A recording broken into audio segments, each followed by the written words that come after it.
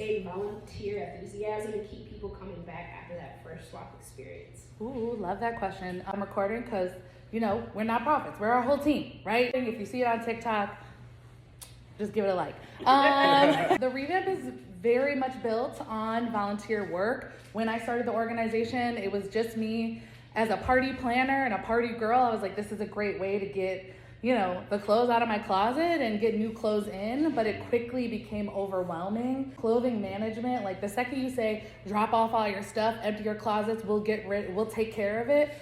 People clean their houses out. Very important to me for us to create a very fun, exciting, invigorating volunteer opportunity, because I know that the work is not necessarily fun. So every time I'm getting more money, I'm investing back into my volunteer program as much as possible, because we are built and run by our volunteers. One of the things that we do is a brand ambassador program. So all of the brand ambassador level volunteers are getting workforce development, they're getting free content, they're getting free clothes, they're getting fed, they're getting an exclusive volunteer experience. So we're creating this environment for them to express themselves, to make new friends, to get new clothes.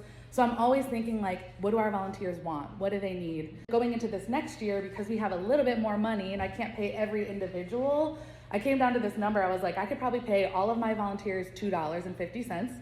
Or I can start a magazine and get them published and actually add to their workforce development by saying, I'm a published photographer, or I'm a published model, or look at me, I'm in a magazine, and put it on their resume. They are my number one priority. After that, the guests are the priority, but like for me, our volunteers, make sure that they're like very well taken care of, very loved. We have a volunteer care position that they are their job is to think about our volunteers' experience and make sure that they're catered to in that experience and environment. And you had mentioned, like, the bigger that the program gets, the further away you get from on the ground, which is why we added that element. We have, on average, about 150 to 200 volunteers every 90 days.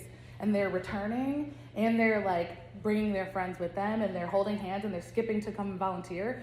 Because we're like, okay, what else do you want? What else do you want? How can we make this cool, fun, sexy for you, so that you turn around and I'm like, oh my God, I had this most amazing volunteer program. So those are the things that we're thinking about, because they are our front line, they are our marketing, they are our workforce, they are our everything. So it's really important to keep the volunteers happy, taken care of, and feel in a place where they can feel safe to express themselves.